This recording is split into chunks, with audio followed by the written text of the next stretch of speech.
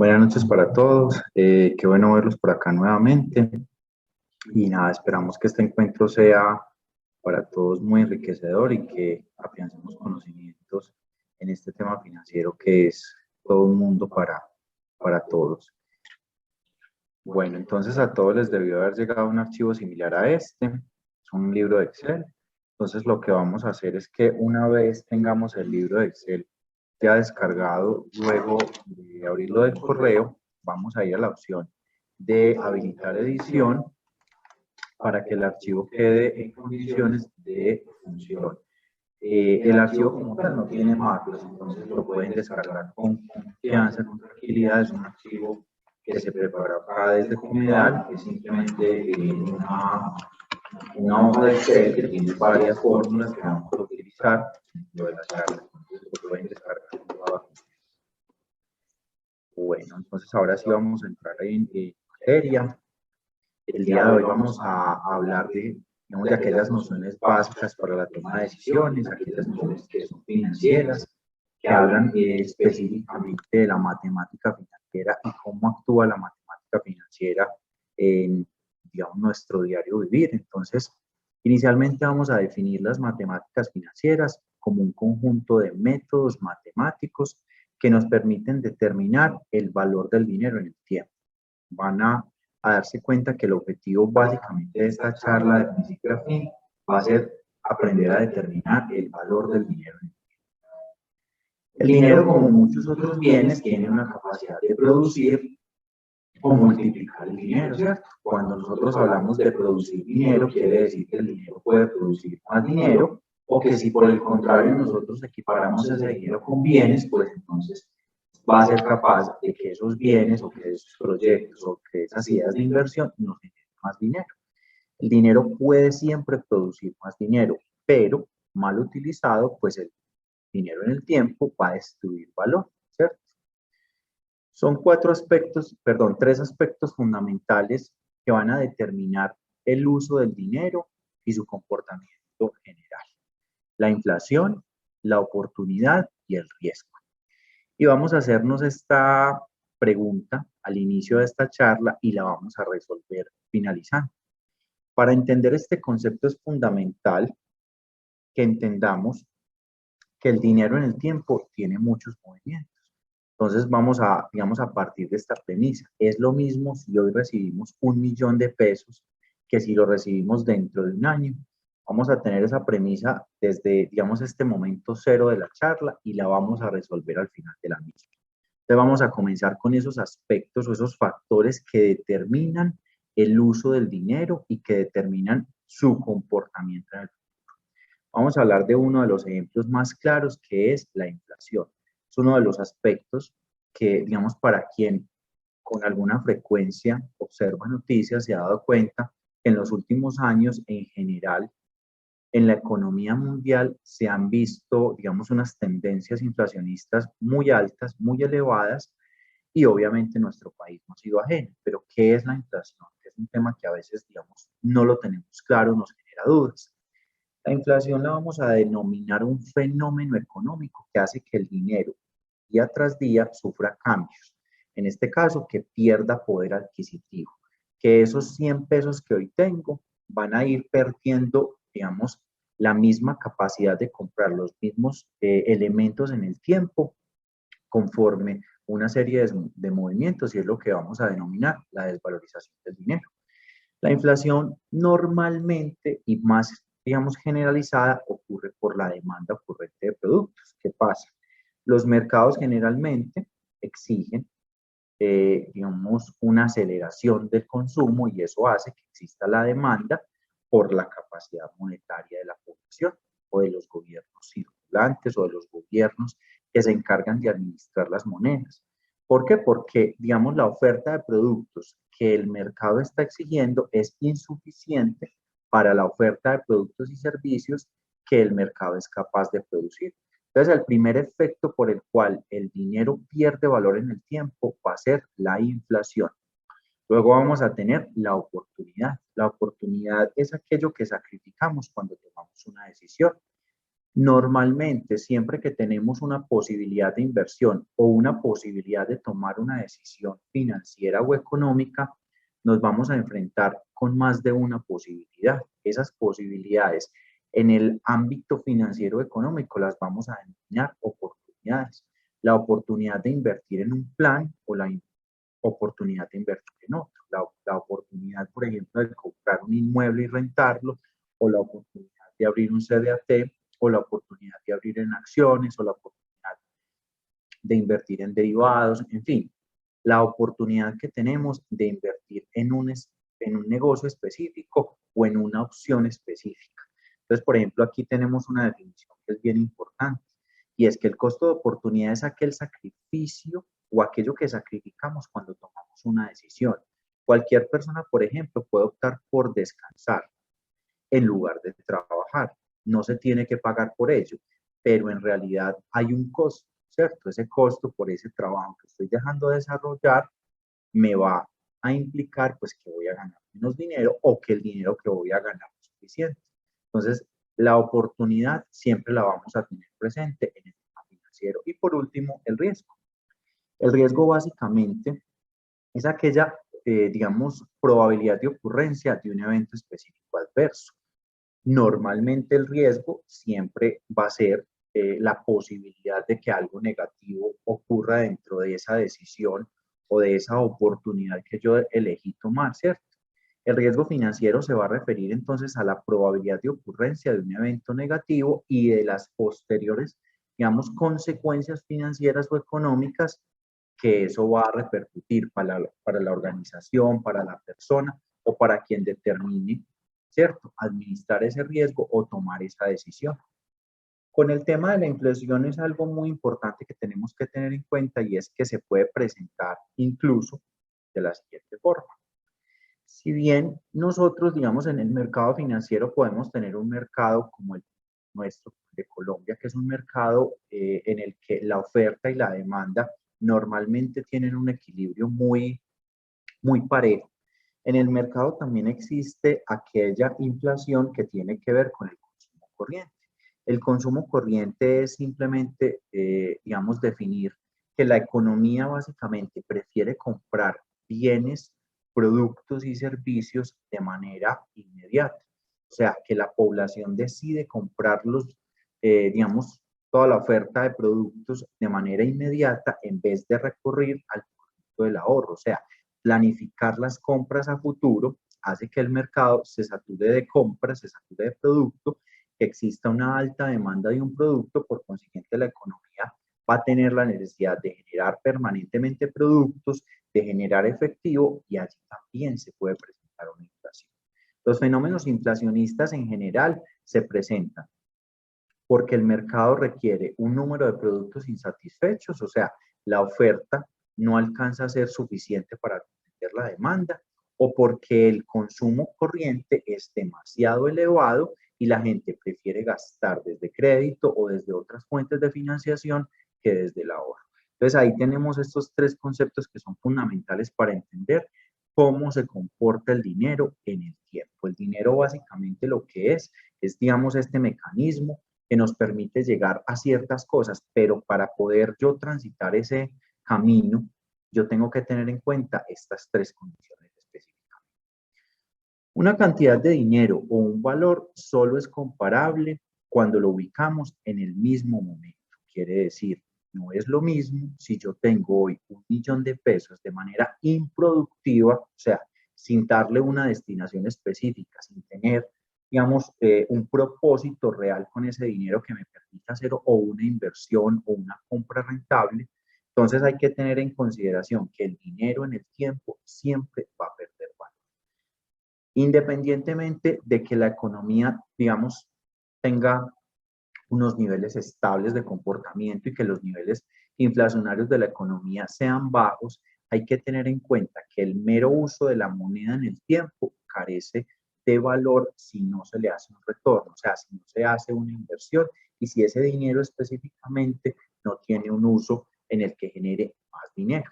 El incremento del valor que presenta el dinero con el paso del tiempo lo vamos entonces a cuantificar por un valor que vamos a denominar intereses, que lo vamos a, digamos, a traducir en una tasa de interés. Esa tasa de interés es la que nos va a permitir a nosotros, cuando tengamos un recurso, determinar si ese valor de, digamos, de esas ganancias fueron suficientes para generar valor en el tiempo o para destruir valor en el tiempo. Entonces, cada vez que el dinero en el tiempo se revalorice y sea, digamos, más alto que ese valor inicial, ese residual o esa ganancia la vamos a llamar entonces intereses.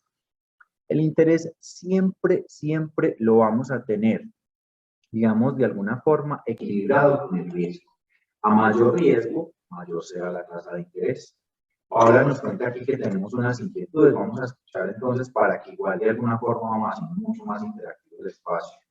Víctor, nos dicen por acá algunos asociados que no han recibido el archivo. Yo ya se los compartí acá por medio del chat, ya se los compartí en 2 ocasiones. Listo, entonces lo que vamos a hacer es que como todavía no vamos a abrir el archivo, vamos a ir aprovechando que vamos avanzando en los temas mientras los asociados van abriendo el archivo. Entonces, el concepto, digamos, básicamente para entender el uso del dinero en el tiempo, va a estar determinado por estos 3 factores y por el riesgo. Entonces, nos vamos a centrar en el tema del riesgo. ¿Por qué? Porque el tema del riesgo es uno de los temas que más define cuánto va a ganar el dinero en el tiempo o cuánto puedes llegar a perder. Les voy a poner un ejemplo muy sencillo. Por ejemplo, cuando ustedes se acercan a una entidad financiera y solicitan un crédito, normalmente ese crédito se asigna una tasa diferencial para cada persona. Esa tasa se asigna en cuanto al riesgo. El riesgo, digamos, de incumplimiento del deudor, el riesgo de las garantías, ¿cierto? El riesgo de aquella probabilidad de que esa persona no me pague, que entre en default, en fin, todas esas condiciones que normalmente hacen que una persona pueda pagar. Entonces, a mayor riesgo, pues mayor tasa de interés. Obviamente, si yo tengo un menor riesgo, pues menor será esa tasa de interés que finalmente me van a cobrar por ese recurso. Entonces, vamos a denominar ese interés como la cantidad de dinero que se pagará por la tenencia de ese dinero en el tiempo. Entonces, aquí se vuelve muy importante tener en consideración que cada vez que nosotros hagamos una inversión, que cada vez que nosotros solicitemos un crédito, el uso de ese dinero en el tiempo va a generar un costo que es el interés que me van a cobrar. Independientemente de cualquier tipo de uso, siempre va a haber un interés. Incluso cuando nosotros tenemos un inmueble rentado, ese inmueble nos genera un pago mensual. Ese pago mensual obviamente es un pago en pesos, en nuestro caso en Colombia, que es nuestra moneda, pero ese dinero que nosotros estamos recibiendo se puede convertir igualmente en un flujo de caja proyectado. ¿Por qué? Porque es el valor del dinero en el tiempo. Yo estoy haciendo una inversión inicial al comprar ese inmueble y estoy recibiendo unos flujos de caja mensuales precisamente por haber comprado ese inmueble, por haber rentado ese inmueble, y esa renta me va a generar a mí finalmente una ganancia que yo puedo traducir en tasa de interés para determinar si ese dinero que yo estoy recibiendo me está generando valor o por el contrario me está destruyendo valor. Ese es uno de los temas que vamos a tocar al final cuando hablemos del valor presente neto del dinero y de los flujos de caja de proyectos de inversión. Un proyecto de inversión puede ser exactamente el que les digo, comprar un inmueble para luego rentarlo, ¿cierto? Entonces el interés era igual al valor recibido menos el capital inicial.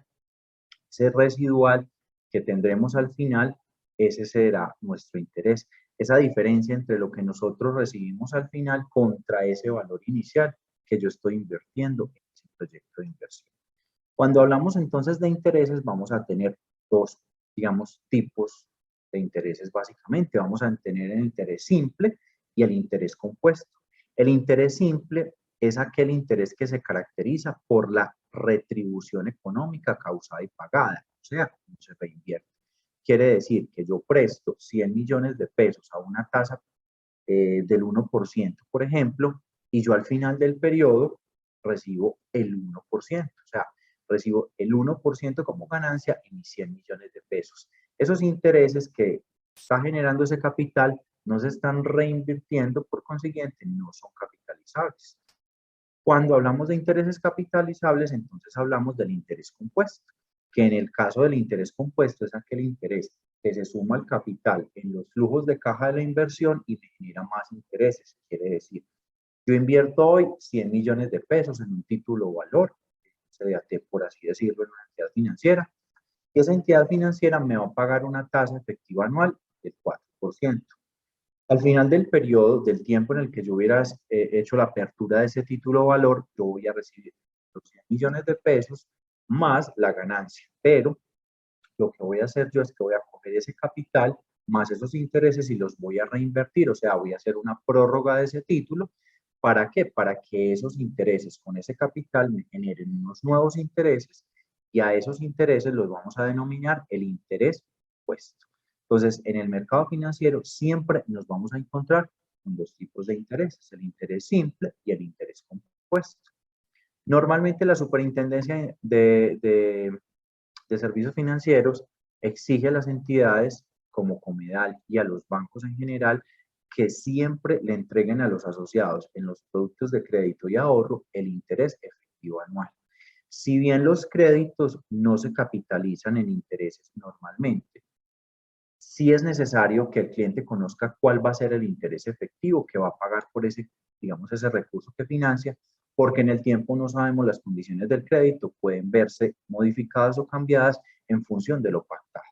Entonces vamos digamos, a definir cómo entender cada uno de estos intereses cuando tengamos nosotros esa tasa de interés frente a nosotros. Entonces tenemos el interés nominal, que es aquel interés, como les decía en la diapositiva anterior, es el interés simple.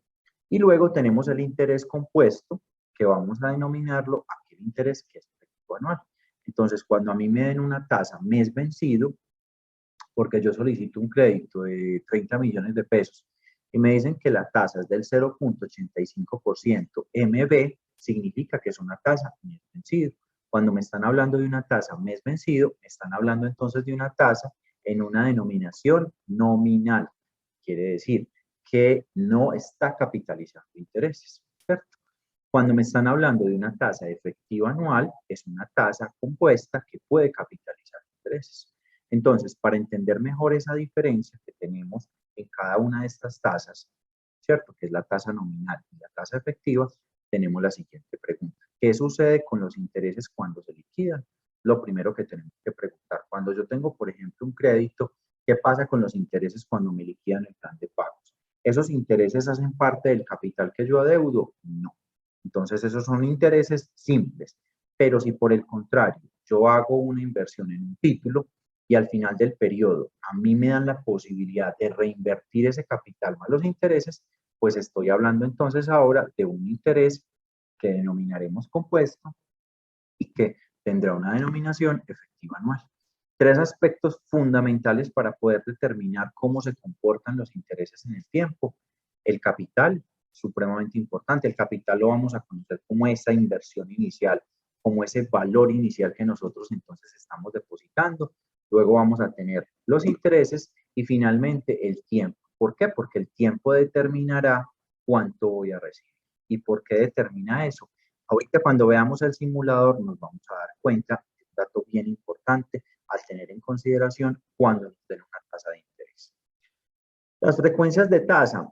¿Qué son las frecuencias de tasa? El tiempo sobre el cual ese dinero que yo, digamos, voy a prestar o que me van a prestar va a tener la causación de intereses. Esa causación puede ser semanal, trimestral, mensual, quincenal, diario. La periodicidad la vamos a definir desde el momento cero, cuando hagamos la operación financiera, sea de crédito, sea de inversión, cualquier tipo de operación siempre va a tener un tiempo, va a tener entonces, digamos, una tasa de interés y un capital inicial, un valor inicial que estoy depositando. Entonces, ahora sí vamos a entrar en materia y vamos a abrir ese simulador para que empecemos a trabajar sobre él. Entonces, recuerden que cuando tengamos el simulador, vamos a ir a la parte superior, le vamos a dar en la opción de habilitar para que el simulador nos permita abrir el documento y podamos trabajar sobre este documento. ¿Por qué? Porque en el documento hay una serie de fórmulas que obviamente para poderlas trabajar es necesario que tengamos este documento habilitado.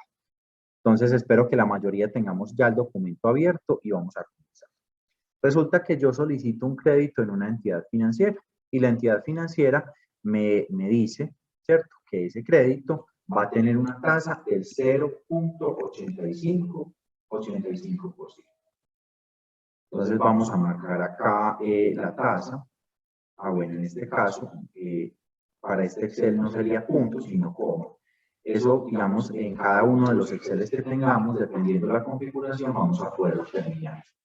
Cuéntanos, por favor. Víctor, el doctor Jorge Estarita y la doctora Luz Cañaveral dicen que el archivo no deja de descargar. Ya lo compartí por acá por el chat, yo lo abro, me deja descargar perfectamente, pero ellos dos dicen que no les descarga. ¿Cómo les podemos colaborar? Bueno, si estamos en el celular, de entrada no nos lo va a permitir descargar porque es una funcionalidad de Excel. Y si estamos adicionalmente en un equipo Mac, ¿cierto? Hay que tener en consideración que tengamos instalado en ese equipo un Excel. Digamos que la descarga es muy sencilla, simplemente cuando estemos abriendo el archivo, normalmente todos estos archivos, vamos a hacer una prueba, por ejemplo, si vamos a abrir un archivo desde el correo, lo que vamos a hacer es que vamos a darle clic en la flecha hacia abajo para que el archivo permita hacer una descarga. Digamos que serían como herramientas que les podemos entregar para descargarlo porque, digamos, el archivo no tiene mayores restricciones para descarga. De todos modos, lo que podemos hacer es que pueden cerrar la descarga del archivo, ¿cierto? Y volver a intentar la descarga o buscar la descarga desde el correo, tratar de no hacerlo desde este chat, a ver si los deja abrir. De todos modos, si no los deja abrir, mi recomendación sería de pronto tomar como apuntes sobre lo que les estoy contando y lo que hacemos es que esta semana, miramos aquí no les ha podido abrir el archivo, les damos una llamada y revisamos si podemos acompañarlos en esta apertura del archivo. ¿Listo? Entonces vamos a continuar, vamos a escribir esa tasa en esa denominación que nos hubiese dado el banco, es muy importante. Cada vez que a nosotros nos den una tasa, debemos preguntar en qué denominación está. Si a mí me dan una tasa, por ejemplo, del 0.85 en una entidad financiera y no me dicen la denominación, digamos, por norma general, yo debo de establecer que esa es una tasa efectiva. Sin embargo, es bien importante que establezcamos cuál es la denominación de esa tasa. En este caso, me acaban de dar una tasa para el ejercicio del 0.85% mes vencido. Entonces, como estoy hablando que es una tasa mes vencido, recordemos en la presentación aquí, en esta partecita que yo les comentaba, cuando estamos hablando de tasas mes vencido, estamos hablando de tasas nominales. Entonces, en el simulador vamos a marcar en la opción de nominal. Luego nos va a preguntar que seleccionemos el periodo en que la tasa remunera, ¿cierto? Entonces, vamos a decirle que esta es una tasa mensual. Acuérdense que nos acabamos de, digamos, de enterar porque nos dieron la tasa que es una tasa mensual vencida. Entonces, es mensual, ¿cierto? Y luego nos pregunta cómo es el periodo de capitalización o la forma de pago de esos intereses, le vamos a decir que es vencido, ¿cierto? Y selecciona el tipo de periodo de liquidación, pues estamos hablando que es una tasa que normalmente tiene una denominación mensual, porque es la que nos entrega. Entonces, esa tasa mensual que a mí me entregan del 0.85, si yo la llevo a una anualidad, o sea, a una tasa efectiva anual para saber cuál es realmente el costo de ese dinero que me están dando, digamos, o financiado, o en un crédito, o en un ahorro, es del 10.69%. Ese es el costo de ese dinero, o que estoy prestando, o que me están prestando, o que estoy invirtiendo, es del 10.69%. Pero resulta que esta tasa que me dieron a mí ya no es del 0.85, sino que me dijeron que yo abrí un título valor, ¿cierto? Abrí un CDAT. Y ese CDAT lo abría una tasa del 5%. Esa tasa me la dieron en una denominación efectiva. Entonces vamos a marcar en el denominador, en el simulador, que es una tasa efectiva. Seleccionamos los periodos en el que remunera. Ahora sí, entonces vamos a hablar de años, ¿cierto? Y resulta que entonces yo abrí un CDT a 90 días y me dieron una tasa del 5% efectivo anual. Entonces, recuerden que estamos hablando de una tasa efectiva, me la dieron anual y que me la dieron vencida. Quiere decir que esos intereses me los van a pagar a mí en ese título, que habría 90 días al final del periodo. Pero resulta que aquí nos encontramos con una situación que en matemática financiera es muy común que la gente pregunte. Resulta que yo abro un CDT a una tasa del 5% efectivo anual, pero resulta que ese CDT yo lo abrí solo a 90 días. Digamos, es común ver que la gente espera recibir ese 5% por esos 90 días, pero resulta que no. Ese 5% es la tasa de una anualidad completa, o sea, de 12 meses. Y yo hice una apertura de un título solamente por 90 días. Y esa tasa es de 360 días. Entonces, a nosotros cuando nos den esa tasa, nos toca ir a este simulador y buscar cuál sería la tasa equivalente. Entonces, si me están hablando que es un título, ¿cierto? Que tiene una denominación, que tiene, digamos, un pago a 90 días, estoy hablando entonces que es un título trimestre vencido.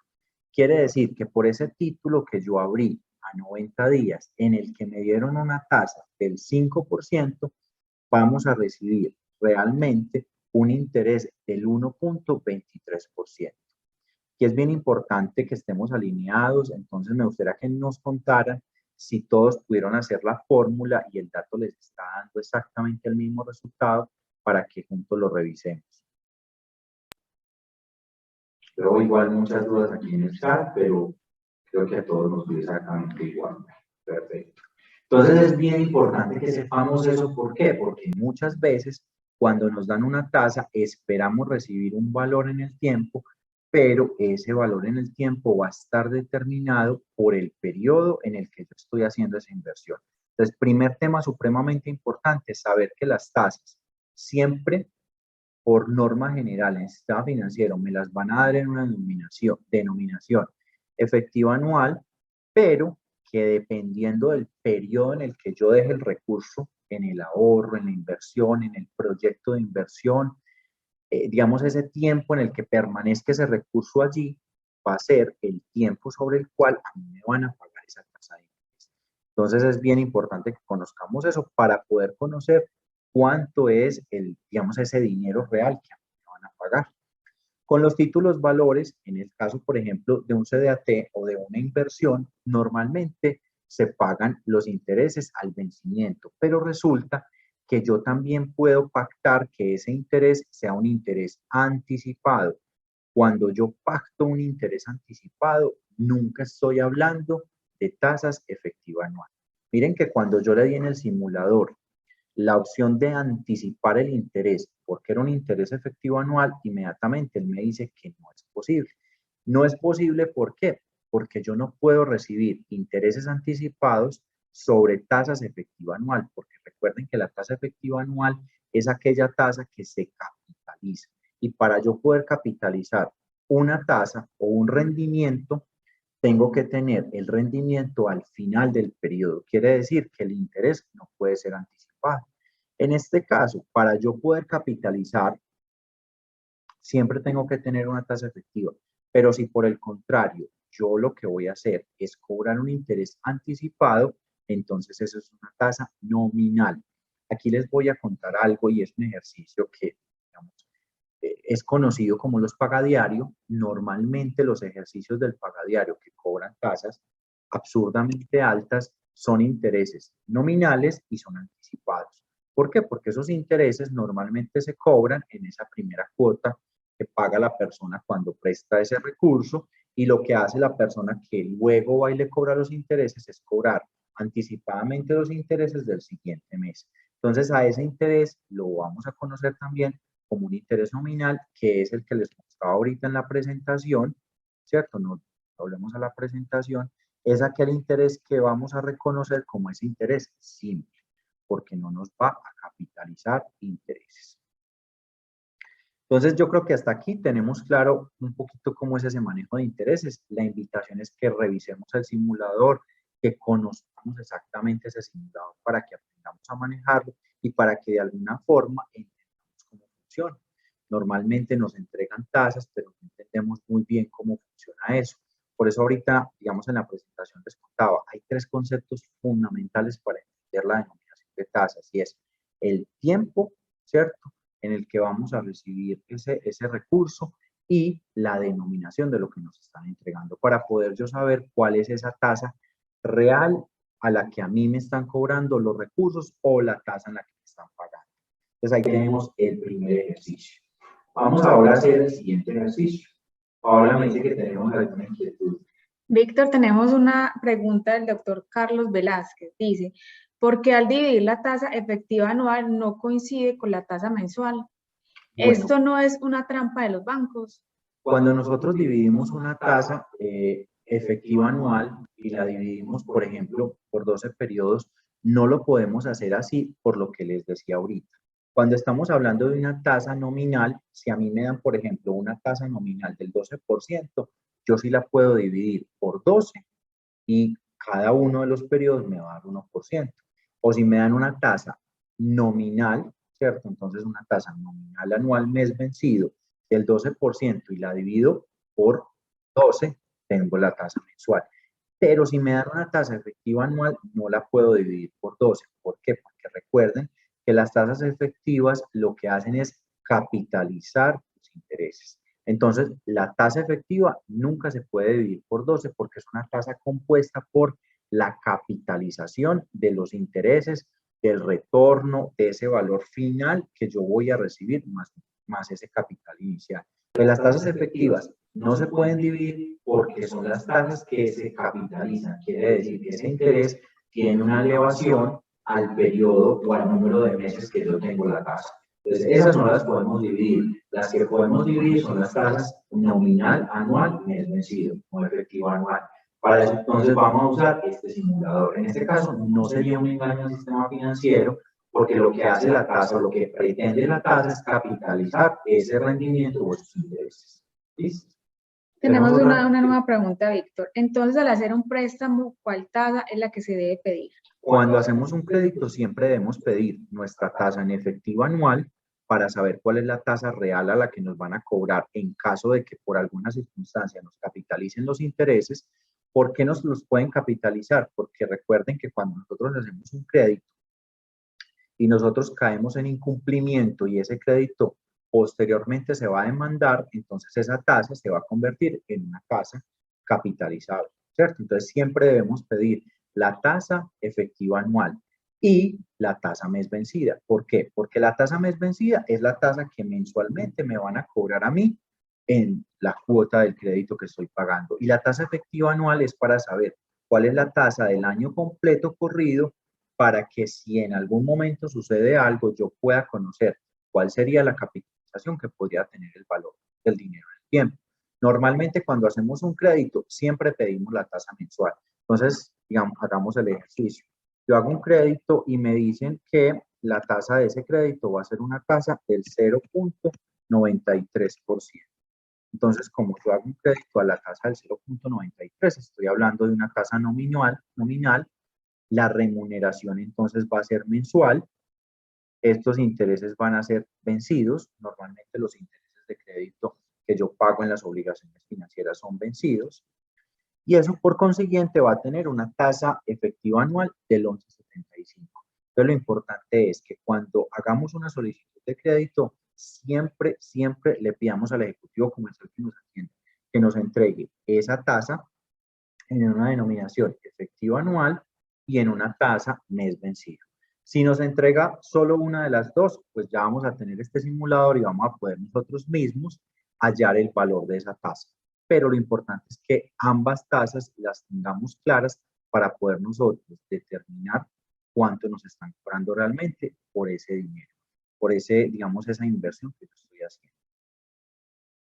Ahorita igualmente cuando hagamos las simulaciones de los planes de pago, vamos a ver cómo, digamos, se comportan esas tasas en un simulador. Listo, entonces vamos a continuar con el siguiente tema para que exploremos ahora sí el tema de los simuladores de crédito y luego vamos a hacer el mismo ejercicio pero con el retorno de los intereses en una inversión como un CDT. Listo. Entonces ya tenemos claro que todas las tasas van a tener unas denominaciones de tiempo que pueden ser cualquier denominación y pueden ser vencidas o anticipadas dependiendo de la negociación que yo haga.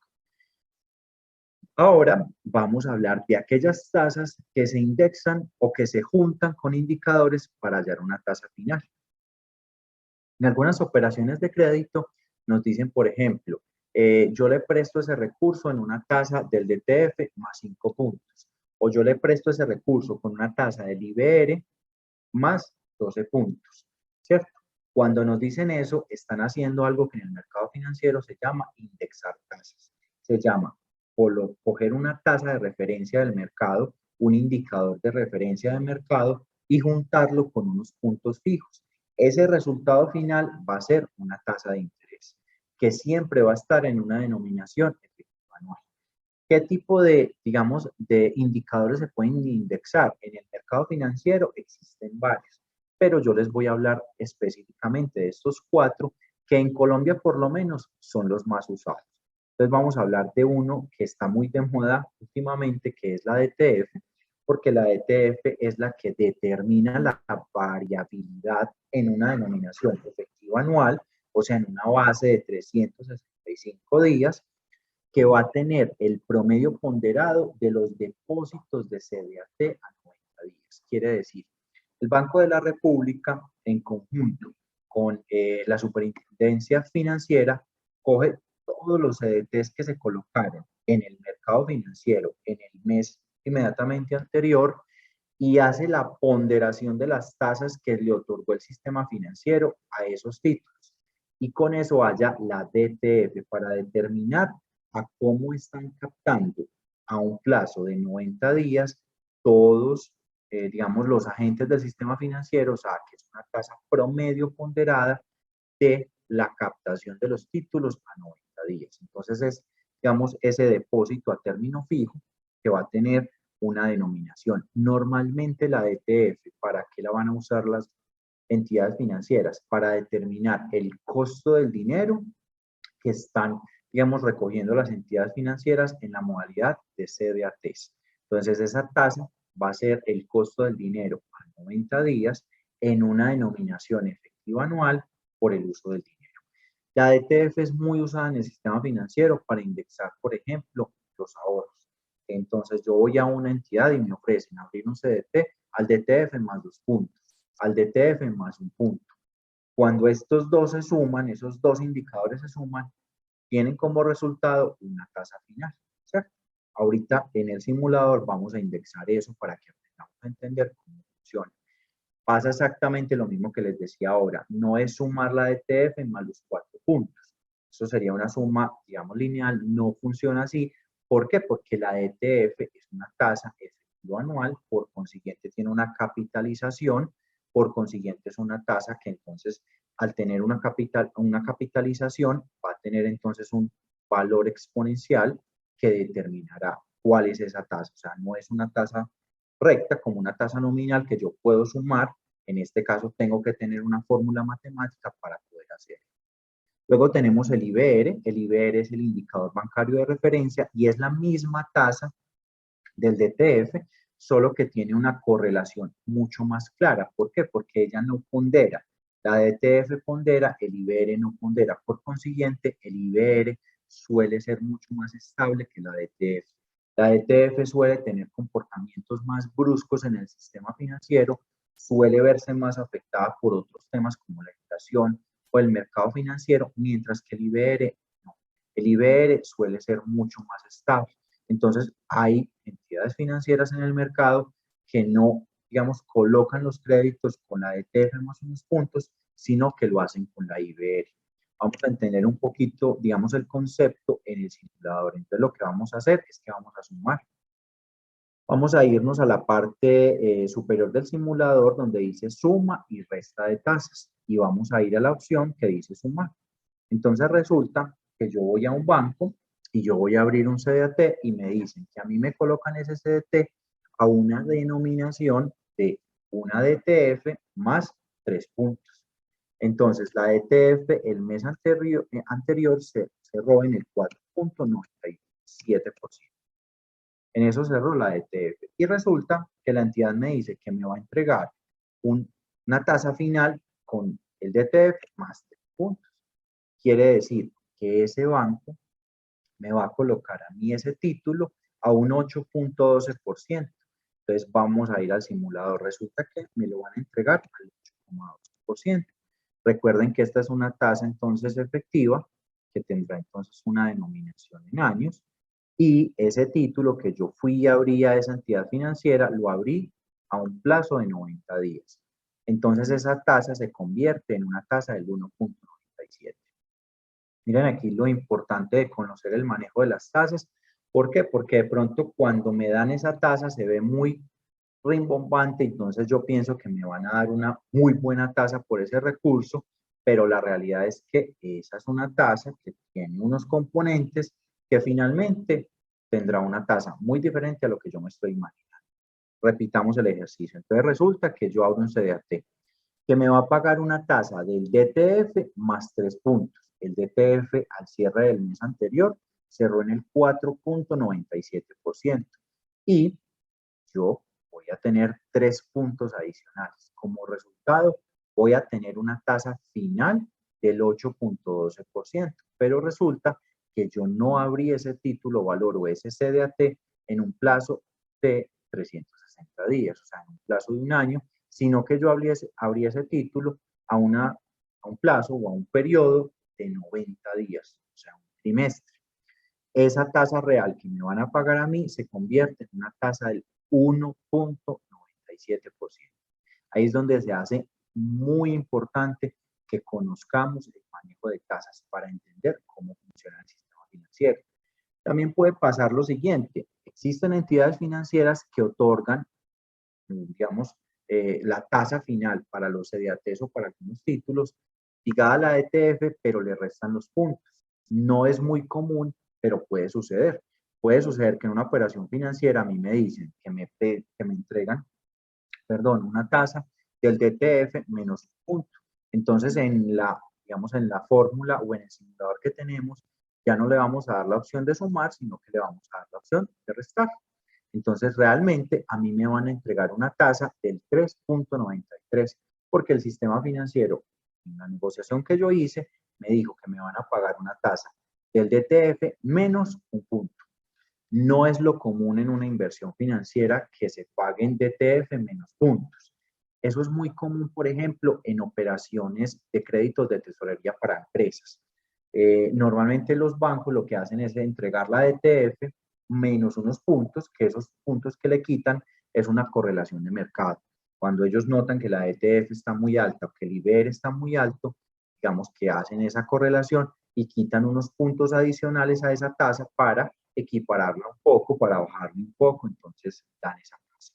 No es lo común que se entreguen tasas donde haya que restar de la DTF o del IBR otros puntos, pero suele suceder en algunas operaciones, entonces es importante que conozcamos que se pueden indexar tasas o se pueden restar tasas.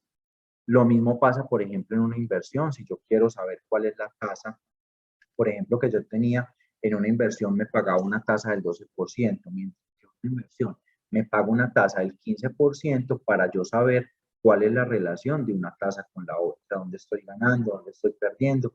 Para eso también puedo utilizar esta partecita acá del simulador, para sumar o para restar tasas. Vamos a sumar tasas normalmente en el sistema financiero, cuando las juntan o las indexan a indicadores financieros como la ETF o el IBR, o vamos a sumarlas o vamos a restarlas si tenemos proyectos de inversión y queremos comparar una tasa con otra tasa. ¿Listo? Hasta ahí tenemos, digamos, inquietudes, Paola. No, Víctor, no tenemos más preguntas por el momento. Listo, entonces vamos a continuar. Tenemos otras tasas a las que se pueden indexar operaciones, digamos, financieras dentro de un contrato que se pacte, dentro de un contrato de arrendamiento, dentro de un crédito, en fin. Tendremos entonces el VR. Normalmente el VR solo se va a utilizar, o en Colombia solo se utiliza la unidad de valor real. ¿Para qué? Para calzar algunos créditos de vivienda. Lo que hace el sistema financiero es que te entrega una tasa de interés compuesta por el VR. ¿Para qué? Para que en la medida que el valor del dinero sufra, digamos, alguna fluctuación anualmente, el banco va a hacer un recálculo de esa tasa y me puede cobrar más o menos intereses. En el sistema financiero vamos a encontrar créditos ligados al PBR y al final vamos a encontrar la tasa LIBOR. La tasa LIBOR no es una tasa financiera, digamos, para las personas, es una tasa que utilizan los bancos para intermediar operaciones repo o operaciones financieras entre bancos, pero también es un indicador que de alguna forma es bueno conocer, es un indicador interbancario londinense y es una tasa de interés que solo utilizan normalmente los bancos. Entonces vamos a tener, digamos, estos 4 indicadores para conocer que en el mercado financiero existe la posibilidad de indexar tasas.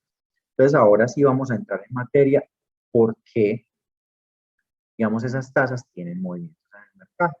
Y les voy a mostrar este gráfico, estos 3 gráficos que son supremamente dicientes para que entendamos cómo se comporta el dinero en el tiempo. En el primer gráfico vamos a encontrar, por acá yo abro el láser, en este primer gráfico vamos a encontrar la tasa de colocación promedio del sistema financiero en los créditos de consumo. Y nos vamos a dar cuenta que por acá en el 2018, en mayo del 2018, la crisis hipotecaria de los Estados Unidos, cuando Lehman Brothers destapó, digamos, un negocio inmobiliario que tenía grandes fallas en el proceso de colocación porque había inflado los costos de la vivienda, hubo una crisis hipotecaria muy fuerte. ¿Qué pasa con las tasas de interés? Las tasas de interés aumentan inmediatamente. ¿Por qué? Porque el mercado financiero me está diciendo que en el, digamos, en el sistema financiero o en el ecosistema en general existe un riesgo muy alto de incumplimiento. Por consiguiente, el mercado financiero, ¿qué empieza a hacer? A subir tasas. Miren lo que pasó en el 2018. Pero entonces uno piensa, bueno, esto solo pasó en el mercado financiero. No, resulta que el índice de precios al consumidor también se ve afectado, porque resulta que la mayor probabilidad de incumplimiento, digamos, de las personas que somos usuarias del crédito hace que el mercado financiero se contraiga, ¿cierto? Que la tasa de interés esté más alta, entonces el mercado financiero es más cauteloso para generar oferta de productos y servicios, porque el capital es más costoso para poder generar productos y servicios y por consiguiente la inflación del año corrido del 2018 queda en el 7,67%. ¿Qué pasa? La economía inmediatamente se contrae porque ve un fenómeno en el mercado financiero de tasas altas, por consiguiente, el mercado es mucho más costoso para yo ir y tomar un crédito financiero, entonces los productos y servicios inmediatamente se resienten. ¿Por qué? Porque comprar esos productos y servicios es más costoso. Y es más costoso por lo que les decía al comienzo. Como nosotros tenemos un mercado corriente en el que preferimos comprar productos y servicios, en su gran mayoría financiados por crédito, entonces, al ser más alto el crédito, vemos un efecto inflacionario más alto y por consiguiente es mucho más costoso. Pero entonces decimos, bueno, ¿y qué pasa entonces con los títulos, con los, digamos, los CDRs o con las inversiones que yo haga en el negocio de renta fija? Resulta que tienen el mismo efecto. La ETF inmediatamente sube, porque ¿qué pasa? Hay menos recursos para prestar, ¿cierto? Entonces los bancos financieros lo que hacen es que tienen una tasa más alta. Por consiguiente, la tasa en la que captan, la tasa en la que, digamos, el mercado financiero va y le dice a la gente, abra un título, termina subiendo, porque el mercado financiero necesita inyectarse de capital para poder surtir a la demanda de crédito que está muy alta y que por consiguiente hay menos dinero para prestar, entonces todas las tasas tienden a subir. El mercado financiero es correlacional, el mercado financiero normalmente funciona siempre de la misma forma. ¿Por qué? Porque en la medida que el mercado financiero me está exigiendo una mayor tasa por los créditos, es porque me está pidiendo que pague una mayor tasa por los ahorros y por consiguiente la inflación va a tener efectos inmediatamente negativos porque va a tender a subir. ¿Qué hace el Banco de la República cuando sube tasas? Lo que intenta es frenar esa demanda de consumo, frenar esa demanda, digamos, de crédito, para que el mercado tenga contracción de alguna forma y estabilice los precios generales al consumidor. No sé, Paola, si aquí tenemos alguna inquietud. Tenemos una inquietud del doctor Carlos Velázquez. Él dice, entonces el mismo fenómeno que ocurre hoy en Colombia, por lo cual el Banco de la República elevó las tasas, por esto no empeora la situación económica del país. Lo que pasa es que, digamos que Colombia ha adoptado más o menos desde los años 90 una política económica en la que trata de frenar la economía o que trata de frenar el consumo excesivo de los hogares o el consumo excesivo de uso de crédito de consumo, aumentando la tasa de intermediación. Lo que dice el Banco de la República es, yo voy a tratar de que la intermediación financiera sea más costosa, o sea, que lo que le van a pagar a usted por un ahorro sea más alto, por consiguiente usted ahorre más, pero le cueste más solicitar un crédito, de manera que usted tome menos crédito, ahorre más y por consiguiente la economía lo que va a tratar de hacer es que esa demanda de productos y servicios termine siendo un poco más estable, termine bajando un poco, o sea, contrarrestar ese fenómeno del consumo, ofreciendo una mayor tasa por el ahorro, pero encareciendo el crédito para que no sea vía crédito que se siga incentivando el consumo. Digamos que es una política monetaria del Banco de la República, es una política monetaria general, muchas, digamos, economías lo hacen, la FED lo ha hecho, el Fondo Monetario Internacional ha sugerido, digamos, aumentar esas tasas de intermediación precisamente para frenar el uso excesivo del crédito para consumo o sin necesidades específicas. También se da porque el mercado financiero tiene necesidades de liquidez, tiene necesidades de inyección de capital para poder, digamos, invertir en nuevos créditos o en nuevas operaciones financieras, la gente ahorra menos, por consiguiente, entonces hay un déficit de capital y lo que hace el Banco de la República es decirle a la economía, hey, mejor ahorre un poco más, le pagamos un poco más por esa tasa de interés y frenan un poco el uso de crédito. Entonces, digamos que la política monetaria en Colombia siempre está muy ligada al uso de, digamos, de la tasa de intermediación para frenar digamos, esos niveles exagerados de la inflación. Es la política monetaria que digamos, se usa en Colombia. No podría definir si es buena o mala, porque en muchos momentos ha sido muy buena, quizá en algunos momentos puede ser un poco perjudicial, sobre todo para la economía del ciudadano a pie, porque va a hacer que el crédito le encarezca mucho, pero si nosotros tenemos, digamos, créditos indexados a DTF o al IBR, indexados a los movimientos de la economía, pues lo que va a hacer es que en la medida que esa tasa baje, pues yo voy a pagar un menor interés por ese recurso. Por eso es bueno tener un mix para tratar de calzarnos con los movimientos de la economía. ¿Listo? Creo que ahí trato de resolver a grandes rasgos la pregunta. Es difícil saber si es bueno o es malo. Es una decisión sabia porque de alguna forma trata de frenar el uso excesivo del crédito teniendo, digamos, una política de tasa un poco más alta.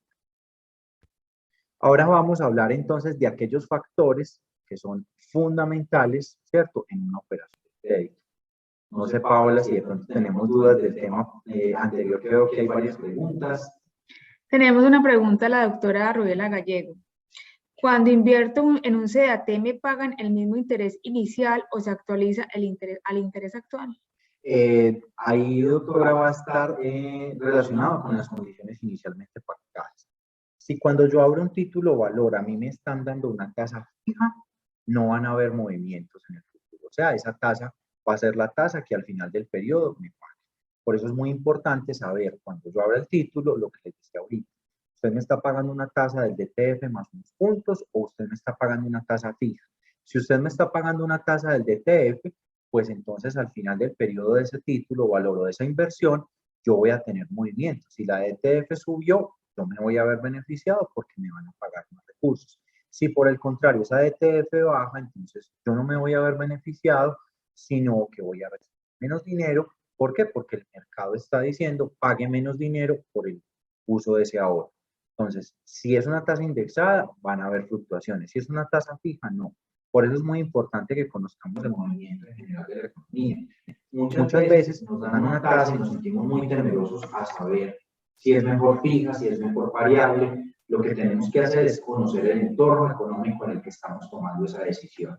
Recuerdan ahorita cuando comenzábamos la charla, el objetivo que, digamos, que tenemos en este espacio es que aprendamos a tomar decisiones informadas. Si cuando nosotros vamos a tomar una decisión financiera, analizamos el entorno económico, analizamos las condiciones del mercado y entendemos un poco que de alguna forma pueden haber riesgos, pero si yo de manera informada tomo la decisión, soy más consciente de lo que puede pasar en el futuro. Nunca voy a estar absolutamente seguro porque el mercado puede tener muchos movimientos, porque puede pasar muchísimas cosas y pues de alguna forma no hay manera de asegurar, digamos, el éxito o no del negocio, pero sí puedo predecir un poco ese riesgo, puedo anticipar un poco ese riesgo. Por ejemplo, normalmente los periodos de la economía suelen ser muy cíclicos. Si nosotros observamos las gráficas, vamos a darnos cuenta que tuvimos un periodo en general en la economía de más o menos 3 años, donde la mayoría de las tasas se mantuvieron muy parejas. Si, por ejemplo, nosotros observamos entre el 2017 y el 2020, las tasas fueron relativamente parejas. Si nos vamos a la tasa de crédito, notamos un comportamiento relativamente parejo. Entonces, lo que nosotros debemos tratar de hacer es que cuando tomemos esa decisión, observemos el entorno.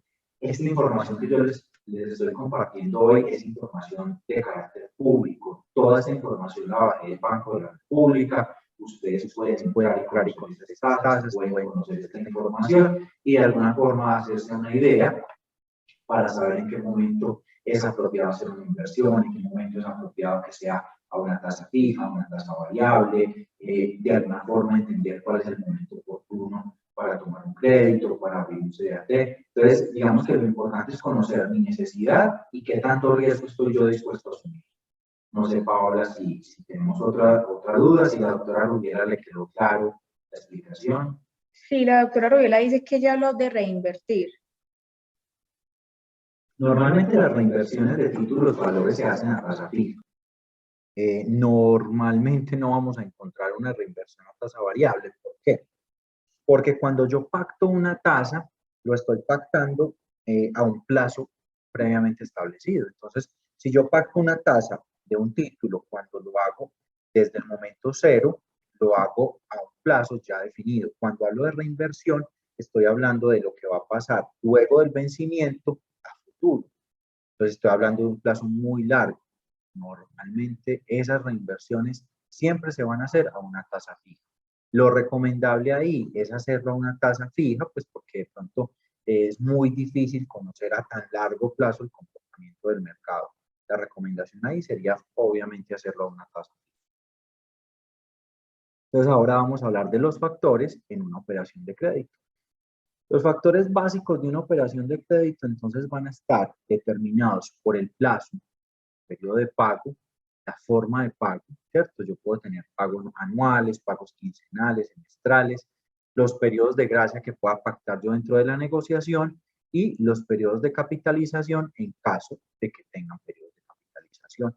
Entonces, digamos, para entender este tema, lo que vamos a hacer es que vamos a entender que para esos periodos de capitalización vamos a tener dos planes financieros. Cuando yo tome un crédito, yo voy a tener muchas opciones financieras, pero las más regulares son un plan de amortización fijo o un plan de amortización variable. Cuando hablamos de un plan de amortización fija, vamos a hablar de que la cuota es fija, de que la cuota, de que la tasa es fija, de que el plazo es fijo. Y si vamos a hablar de un plan variable, vamos a hablar entonces de que normalmente podemos encontrarnos con un capital constante, con una tasa variable o con una cuota variable, ¿cierto? Vamos a tener esos dos escenarios en el mercado financiero, ambos son buenos, no podemos hablar de que uno es más bueno que el otro, eso va a depender de mis necesidades, va a depender obviamente de mi poder adquisitivo, va a depender del momento en el tiempo en el que yo haga la operación, entonces, digamos, va a depender de muchísimas circunstancias. Lo que les decía ahorita, normalmente cuando yo tomo un plan de financiación variable, voy a tomar un plan de financiación ligado a una tasa de mercado. En este caso puede ser, como lo hablábamos ahorita, la DTF. Quiere decir que ese plan de amortización va a tener un indicador variable, que es la tasa, que va a sufrir fluctuaciones en el tiempo.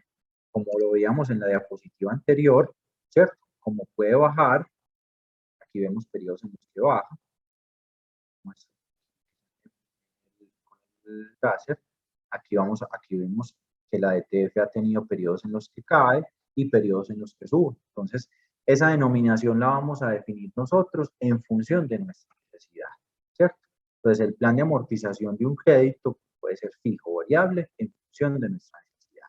Pero algo que es muy importante tener en consideración cuando tomamos la decisión de un plan de financiación, de un crédito, es cuáles son esos otros costos adicionales que me están cobrando, porque esos costos adicionales se convierten en tasa, porque resulta que el seguro de la deuda que a mí me cobran de manera mensual se convierte en tasa. Ese seguro de desempleo que me cobran se convierte en tasa.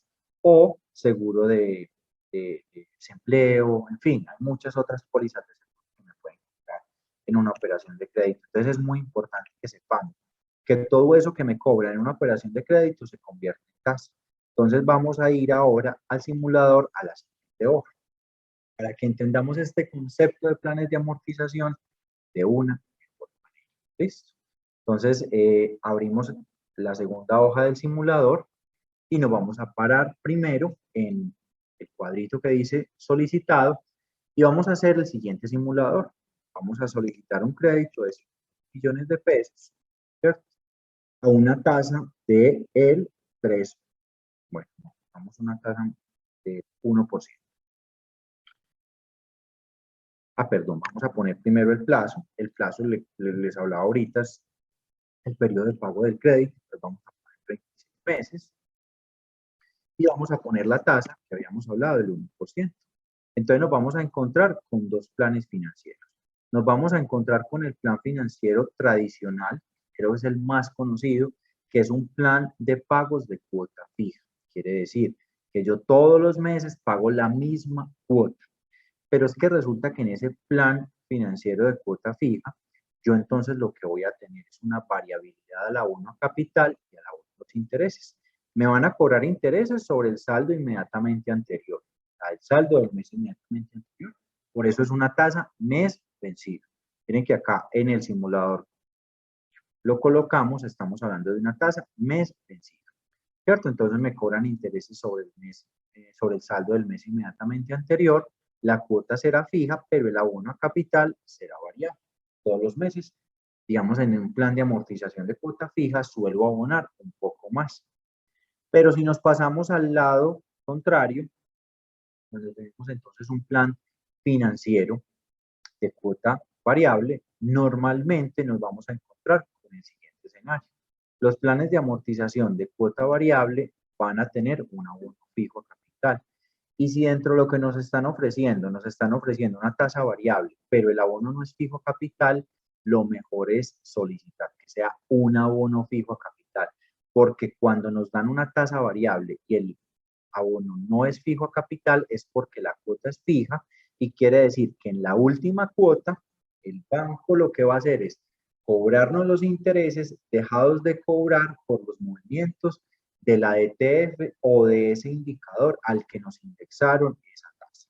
Entonces es muy importante que si nosotros tomamos un plan de financiación a cuota variable, solicitemos que el abono a capital en ese plan de amortización siempre sea fijo. Entonces aquí es bien importante conocer. Miren, por ejemplo, en este plan de financiación, si yo lo tomara a una cuota fija, pagaría 9.285.000 pesos de intereses, mientras que si yo lo tomara a una cuota variable con abono fijo a capital, pago 9.250.000, tendría un ahorro de 525.000 pesos. ¿Por qué sucede eso? Vamos a revisar el plan de financiación. Resulta que nos vamos a parar aquí en este punto, en el mes número 12.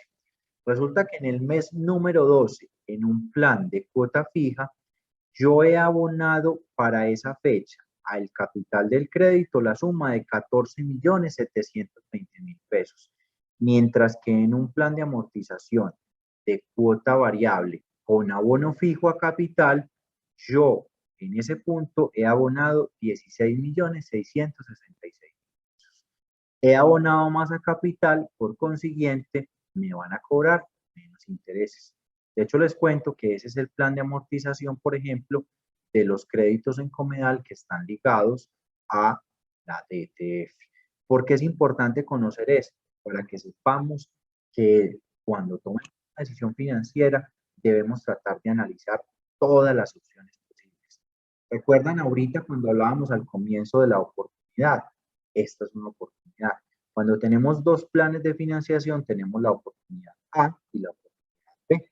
En la oportunidad A, me estoy enfrentando a un plan de amortización de cuota fija, tasa fija, y en el plan B me estoy enfrentando a un plan de amortización de cuota variable con tasa variable. Entonces, son dos planes de amortización que, según las condiciones de mercado, según, digamos, esas expectativas financieras que yo tengo, me van a determinar cuál es la mejor opción financiera que yo debo. Otro punto fundamental, cada vez que nosotros tomemos un crédito, debemos preguntar a la entidad financiera si ese crédito contiene una tasa de interés adicional por el tema de seguros. O sea, si yo estoy pagando seguros por esa operación de crédito. Ahora me dice que tenemos una inquietud. Tenemos una inquietud del doctor Carlos Velázquez, pero con la inestabilidad económica mundial actual, ¿no es más riesgoso créditos con cuota variable? Sí, claro que sí. Puede ser mucho más riesgoso, sobre todo porque el mercado financiero hoy me está hablando, digamos que hay unas fluctuaciones muy altas en el mercado y hay posibilidades en el que el mercado financiero suba tasas y eso por consiguiente haga que yo pague más intereses. Sin embargo, hay que tener en consideración que normalmente el mercado financiero es muy cíclico. Van a haber periodos en los que suben, pero los periodos en los que suben suelen ser muy cortos. Miren ahorita que veíamos la gráfica y nos devolvemos a la gráfica para que digamos, la tengamos clara. Miren que los periodos en los que las tasas terminan subiendo son periodos muy cortos. Normalmente suben, llegan a un pico, pero inmediatamente baja. ¿Qué hace el mercado financiero? Hace, digamos, un ajuste de tasas, hace como un freno al mercado, dice, ojo con lo que está pasando, hay que ser cautelosos, pero inmediatamente va haciendo el barrido y nuevamente hace una correlación hacia la baja. Entonces, digamos que lo que hay que hacer es analizar el momento exacto en el que se tome la decisión. Si vamos a tomarlo con un plan de financiación a tasa variable o a tasa fija, para determinar cuál es el mejor momento. Si yo voy a tomar planes de financiación a largo plazo, es bueno calzarme con las condiciones del mercado, porque según se comporte el mercado, pues se va a comportar mi tasa. Porque, por ejemplo, puede pasar, hoy tenemos una ETF alcista, pero nosotros tuvimos una ETF muy estable por mucho tiempo y eso me permitió mantener, digamos, unos niveles muy fijos. Pero ¿qué pasa? Que cuando va bajando, entonces hay un interés que yo me puedo ir ganando. Entonces, lo que yo debo hacer es analizar el momento prudente para tomar esa decisión. Lo que dice el doctor es cierto, quizás este no sea el mejor momento para tomar tasas variables, pero lo que sí puedo ir haciendo es determinar cuál es mi mejor momento entonces para saber si puedo, digamos, irme por un plan de amortización variable o fijo. Tenemos una inquietud de la doctora Betty Palacio. ¿Se podría poner un ejemplo con créditos que ofrece Comedal para la residencia? Es decir, tasa con cuota variable o no. Bueno, nuestros créditos para residencia en primera etapa, eso sí quiero contarles, es bien importante, son créditos fijos, ¿cierto? Son tasas fijas. ¿Por qué?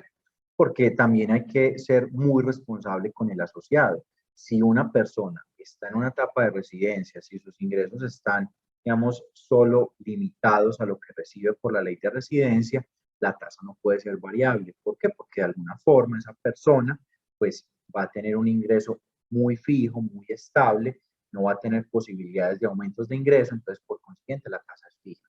En los créditos de residente en Comedal, todas las tasas son fijas. ¿Cómo funciona el crédito de residentes?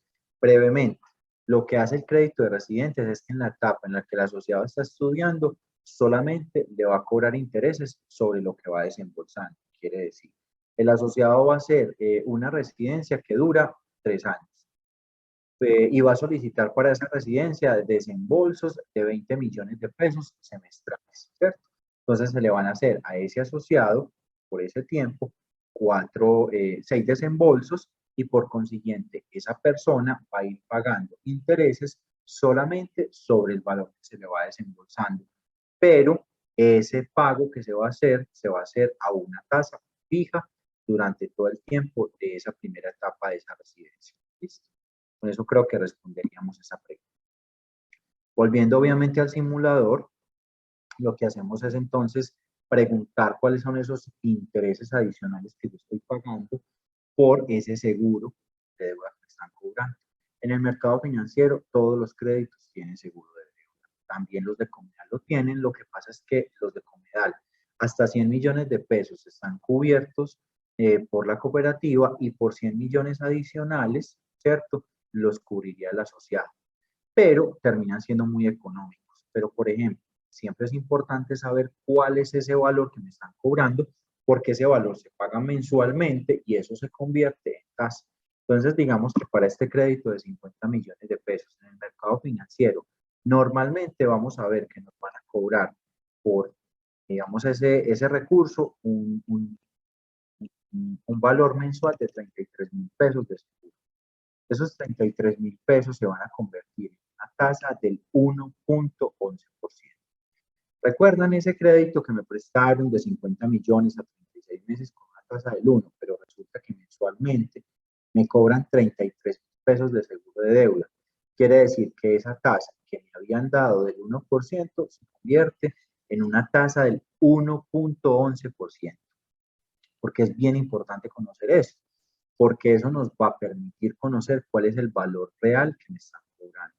Cuando me cobren esos seguros, siempre debemos preguntar, ¿es necesario tener el seguro? ¿Lo puedo cancelar? ¿Puedo endosar una póliza que tenga en otra entidad?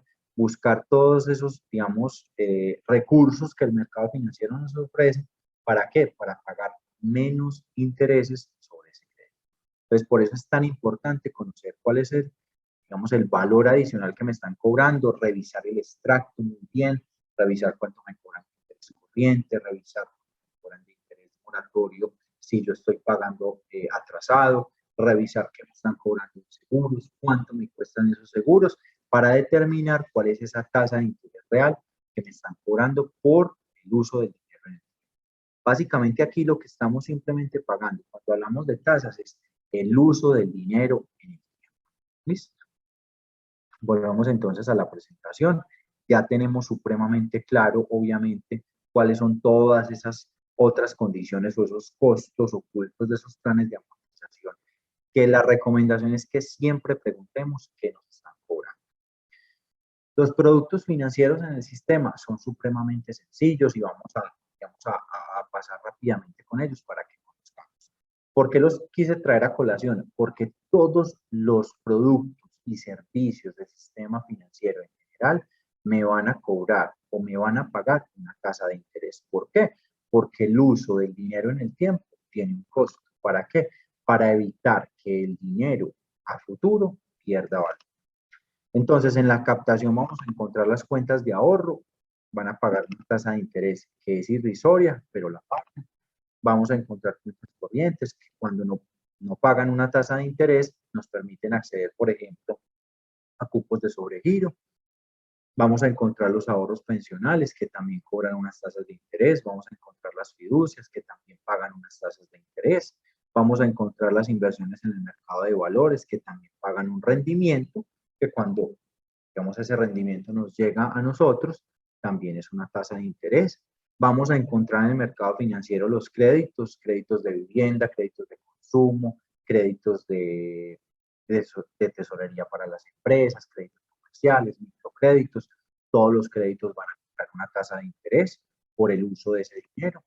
Vamos a encontrar el leasing habitacional. El leasing habitacional no es más que un crédito, digamos, para comprar vivienda con unas condiciones diferentes, pero un leasing habitacional termina siendo un crédito que me va a cobrar un capital y un interés. Vamos a encontrar el factoring, ¿cierto? El factoring es la compra y venta de facturas. Resulta que yo tengo una empresa y yo tengo facturas a 90 días, entonces yo toco la puerta de una entidad de factoring y le digo, cómpreme esas facturas. Ese factoring o esa empresa de factoring me compra esas facturas, me inyecta a mí la liquidez suficiente para continuar operando, y el factoring, la empresa de factoring, se encarga de cobrarle a estas personas las facturas con una tasa de interés, ¿cierto? ¿Qué gana el factoring? A mí no me paga el valor completo de la factura como empresa que necesitaba la liquidez, me paga menos del valor de la factura, y lo que hace es que esa intermediación, que es una tasa, es un porcentaje, es su ganancia, y en el caso de incumplimiento de esas facturas, a esas personas o a esas empresas, pues les cobrará una tasa adicional que será entonces la tasa moratoria. Y por último tenemos el renting. Si bien el renting es un producto financiero, funciona un poco diferente, por eso yo aquí se los tengo marcados en otro tono, azul, pero también el renting tiene una tasa de interés. El renting es, digamos, el mecanismo por el cual yo puedo rentar vehículos, puedo rentar, por ejemplo, equipos médicos, puedo rentar equipos agrícolas, en fin, es una figura que, digamos, en Colombia apenas ha ido incursionando, es muy fuerte el renting en vehículos, en otros, digamos, equipos o en otros tipos de instrumentos no es tan común, pero también es una figura bien importante. En los Estados Unidos es muy común el renting para el vehículo. Usted lo que hace es simplemente comprar un vehículo por medio del renting. El vehículo siempre va a ser de la entidad, usted mensualmente va a pagar un valor y al cabo de 4 o 5 años usted devuelve el vehículo y le entregan uno. Es otra modalidad también importante financiera, pero que también tiene el mismo sentido. Cobrará una tasa de interés por el uso del recurso. Ahora vamos a hablar entonces de la rentabilidad. Cuando hablamos de rentabilidades, también, digamos, podemos definir esa rentabilidad como ese valor residual que vamos a recibir al final del periodo, que no es más que la relación entre el beneficio obtenido, ¿cierto?, versus el capital invertido. Entonces, vamos a volver nuevamente al simulador y vamos a ir a la siguiente opción. Vamos a revisar la hoja de simular una inversión a renta fija. Cuando hablamos de renta fija, estamos hablando, estamos invirtiendo en CDAT, en bonos, en el mercado de la banca tradicional que paga un interés fijo durante el periodo. O sea, que no estamos, digamos, suspendidos a que nos paguen un interés por cómo se comporta el mercado. Vamos a hacer el mismo ejercicio, entonces vamos a hacer una inversión de 50 millones, vamos a hacer esa inversión a 90 días, el simulador automáticamente nos va a traer la fecha final, nosotros vamos a colocar la tasa, entonces vamos a decir que ese es un interés que nos lo van a pagar único. Cuando hablamos de pago único, es el interés que nos van a pagar al final del periodo, porque los intereses de los CDATs también los podemos solicitar que nos los paguen mensualmente. En este caso vamos a hacer los dos ejercicios, digamos que nos van a dar una tasa de interés del 4%, lo que les decía ahorita, eso es una tasa periódica del 0,99. Recuerden que esa tasa que nos dan efectivo anual del 4% es una anualidad, pero yo estoy abriendo un título valor solo por 90 días, quiere decir que entonces yo tengo que ir a buscar la tasa periódica, en este caso sería entonces una tasa del 0,99. El simulador ya lo tiene, de hecho si ustedes lo borran todo y vuelven a comenzar, se van a dar cuenta que el simulador queda en 0. Entonces nuevamente repetimos el ejercicio, 50 millones de pesos a un plazo de 90 días. Estamos diciendo que es un CDT de pago único que nos da una tasa del 4%, que nos ofrece una rentabilidad periódica del 0,99, que eso nos va a generar un rendimiento, un beneficio al final del periodo de 485.000 pesos, que nos van a cobrar una retención en la fuente, es un impuesto al gravamen a estos rendimientos, en este caso será de 19.436 pesos, y el rendimiento neto será entonces del 466. Este es, digamos, el simulador más sencillo para que nosotros podamos conocer cuánto nos va a rentar un depósito a término fijo. Este mismo simulador, por ejemplo, lo podemos usar entonces para determinar cuánto sería el valor mensual, porque yo también puedo solicitar que entonces no me paguen ese rendimiento o esa ganancia de ese título al final del periodo, o sea, al final del periodo, los 90 días se cumplan, sino que lo voy a solicitar que me lo paguen todos los meses. Eso es una figura que, por ejemplo, utilizan las personas cuando quieren que ese título, que ese capital, que ese recurso que tienen, les sirva para mantener un flujo de caja permanente. También es una modalidad que se puede utilizar. Entonces, lo que va a pasar es que al final del periodo, como yo ya recibí mensualmente los intereses, solo voy a recibir los 50 pesos. Es una modalidad también usada y obviamente no podemos hablar que ninguna de las dos puede ser mala, pero es muy importante tener en cuenta algo. Cuando nosotros tomemos la decisión de tener un CDT de pago mensual, de alguna forma sabemos que nos estamos consumiendo el rendimiento y que al final del periodo vamos a recibir 50 millones netos. Quiere decir que nuestra ganancia ya se consumió en el tiempo y que en los 50 millones que yo estoy recibiendo, pues no son los mismos 50 millones de hace 90 días, porque así uno no lo crea, en un plazo tan corto, permanentemente el dinero va perdiendo valor. Entonces, siempre que tomemos una decisión de inversión, cualquier decisión financiera, debemos tener en consideración todos estos elementos para saber cuál es el momento adecuado. Entonces, ya teniendo esto claro, sabemos que cualquier operación de inversión tendrá entonces un momento en el tiempo que denominaremos egreso. ¿Cuál es el egreso? El momento en el que hacemos la inversión, ¿cierto? Luego tendremos una duración en el tiempo. Esa duración en el tiempo será entonces la duración de esa operación y al final tendremos un ingreso final. Ese ingreso final obviamente será con los respectivos rendimientos en el caso de que hubiésemos invertido un título con un rendimiento futuro. Para hallar la rentabilidad de una inversión, si no nos han entregado entonces la tasa, simplemente vamos a tomar el beneficio, o sea, cuánto fue el dinero que nos entregaron, ¿cierto? Ese dinero obviamente solamente la partecita del beneficio, del rendimiento, del interés, de la plata que nos entregaron final, le vamos a restar esa inversión, la vamos a poner abajo, vamos a hacer esa división y eso va a ser la rentabilidad. Ahí que estamos hallando una tasa de interés simple. Simplemente estamos hallando en porcentaje cuál es la tasa que me pagaron a mí por ese, digamos, ese rendimiento o esa inversión que yo hice. Realmente todos los procesos de operación financiera, sea de un crédito, sea de ahorro, van a tener el componente de tiempo, van a tener el componente de un ingreso y un ingreso para determinar, digamos, esos flujos de caja. Vamos a hacer un ejercicio aquí muy sencillo como para entender un poquito el ejemplo. Supongo que tiene 10 millones de pesos y decide prestarlo a un amigo que le entrega un cheque de 13 millones de pesos al cabo de un tiempo.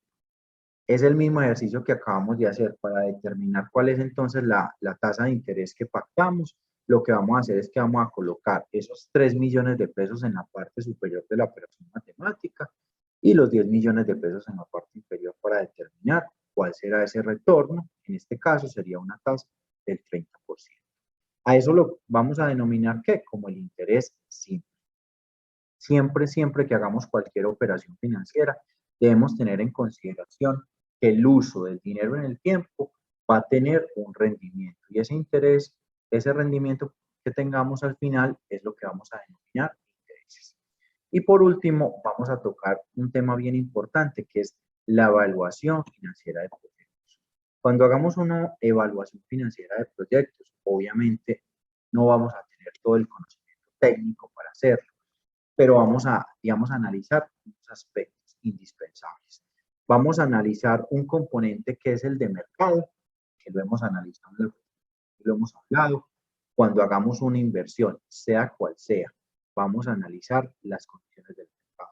Cómo está el mercado, cómo se ha comportado el mercado, qué ha pasado en el mercado, qué aspectos observo dentro del mercado financiero.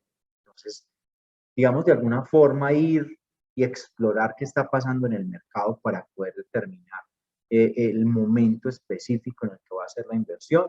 Un componente técnico va a ser la tasa de interés pactada, el plazo pactado, qué me están ofreciendo, cómo me lo van a pagar, todos esos componentes técnicos de esa inversión y un estudio organizacional que es determinar quién es la organización, el ente económico, la persona a la cual yo le voy a prestar el dinero, con la que voy a hacer el negocio, con la que voy a terminar determinando, voy a terminar para determinar cómo voy a, digamos, hacer esa operación financiera. Esos tres componentes van a ser los más sencillos que vamos a utilizar en una operación financiera y una evaluación de un proyecto. Por ejemplo, y lo vamos a llevar hoy por hoy a una operación sencilla. Resulta que yo tengo un inmueble, una casa, que compré por 250 millones de pesos. Esa casa yo la compré con el objetivo de rentar. Entonces, lo primero que yo voy a hacer es determinar el mercado. Voy a determinar en el mercado cuánto normalmente están pagando por el arriendo de esa propiedad. Ahí estoy haciendo un estudio de mercado para determinar cuánto normalmente me pagan. Luego voy a hacer entonces un estudio técnico. Resulta que en el mercado están pagando, por decir algo, 1.200.000 pesos en esa zona.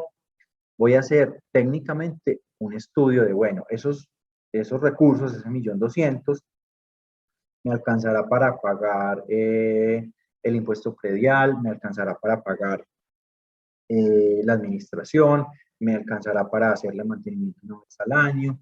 Todas esas condiciones que me van a determinar si es o no rentable esa decisión. Y por último, el organizacional. Vamos a revisar dentro del mercado las personas que están interesadas en rentar esa vivienda, si tienen solvencia económica, si tienen un buen empleo, si me van a presentar un deudor solidario, si de alguna forma es una persona desconocida. Todas esas competencias que organizacionalmente me permiten determinar quién es ese ente económico al que lo voy a prestar. Una vez yo tengo analizados esos tres componentes, voy a poder entrar a tomar una decisión. Entonces, digamos que el tema de la evaluación financiera de proyectos es muy amplio y va a tener muchísimas aristas.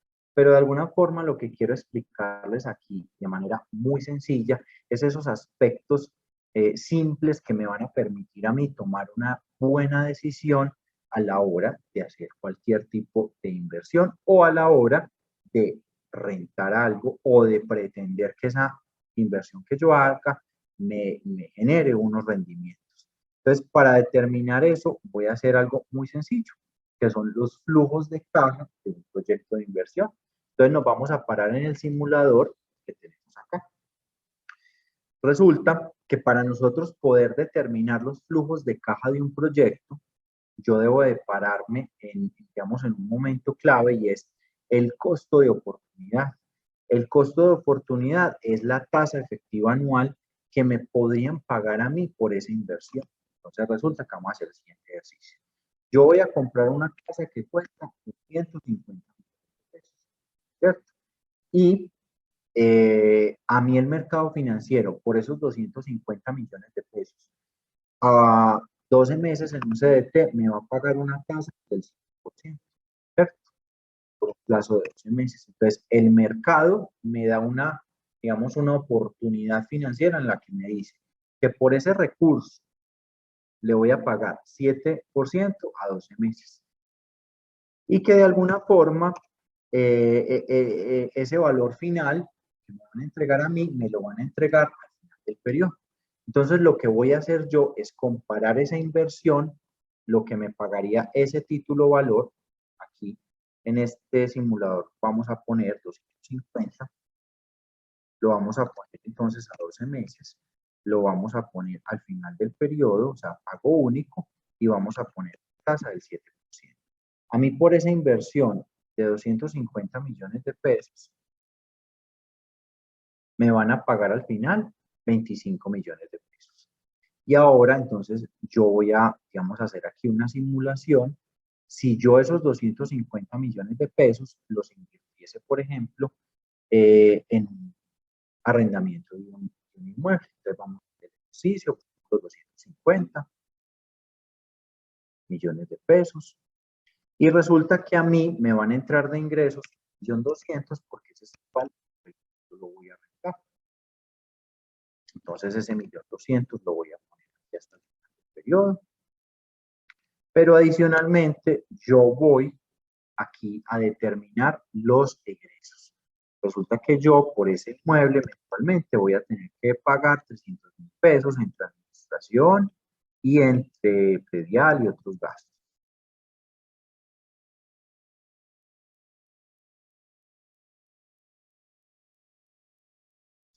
Y resulta que en el periodo 12 yo voy a recibir, junto con el arrendamiento,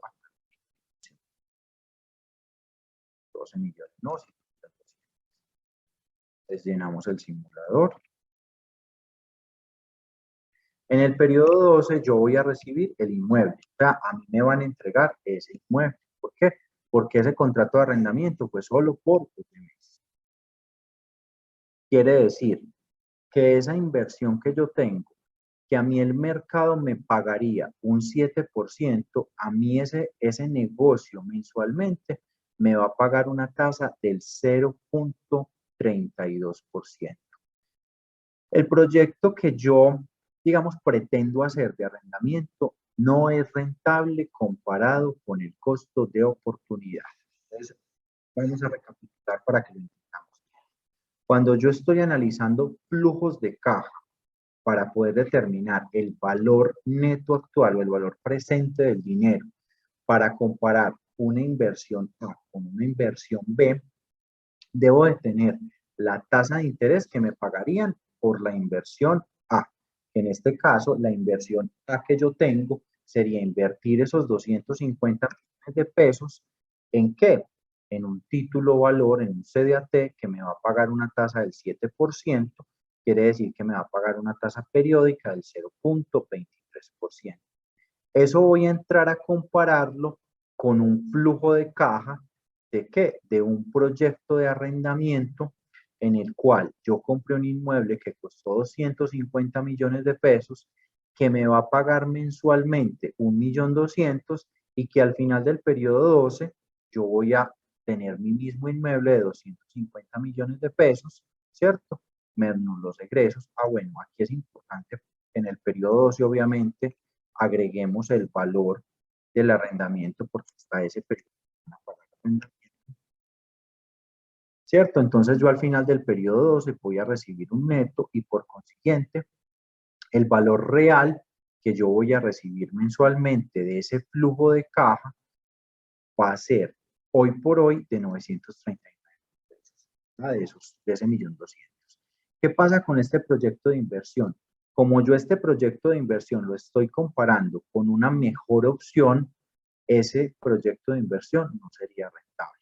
Pero si por consiguiente yo no tengo una mejor opción y a mí esa opción financiera que me va a pagar el banco no es del 7%, sino que es del 5%, aún así mi proyecto de inversión visto desde el arrendamiento no es un buen proyecto de inversión.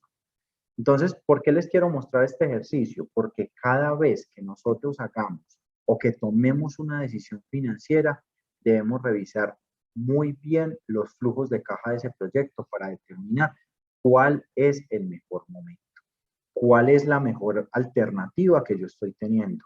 Como les decía al comienzo, analizar siempre todas las oportunidades del mercado, aprovechar todo lo que el mercado me ofrece para poder hallar la mejor opción entre el plan B y el plan C, para poder saber en qué momento de tiempo me debo parar para tomar una decisión financiera.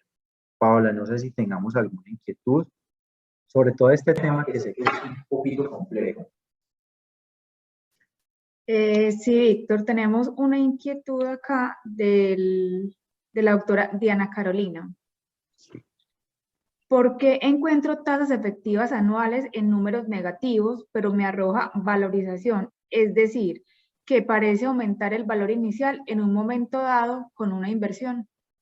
¿Qué es lo que sucede? Como yo en un proyecto de inversión estoy comparando una tasa con otra tasa, entonces al estar comparando tasas, a mí me puede generar los flujos de inversión negativos. O sea, a mí me puede generar que aun cuando la tasa sea negativa, yo estoy generando valor, pero por el flujo de caja. O sea, como él está comparando la tasa financiera de la inversión contra la tasa del mercado, esa tasa puede dar negativa. Sin embargo, el flujo de caja del proyecto es positivo porque está generando valor en el tiempo. Hay un concepto que a veces es difícil de entender y es, las empresas no se quiebran porque en el balance estén generando pérdidas. Las empresas se quiebran es porque no están generando flujos de caja. ¿Por qué? Porque no están generando valor en el tiempo, porque no son capaces de generarle flujos de caja a los inversionistas. ¿Para qué los flujos de caja? Para reinvertir. Entonces, en ese caso, yo puedo encontrar proyectos de inversión que pueden generar tasas negativas, pero están generando flujos de caja, entonces al generar flujos de caja positivos, el proyecto de inversión aún continúa siendo viable. Genera una tasa negativa porque estoy comparando dos opciones de financiación. Ahí de pronto lo tenemos claro, no sé si tenemos otra idea.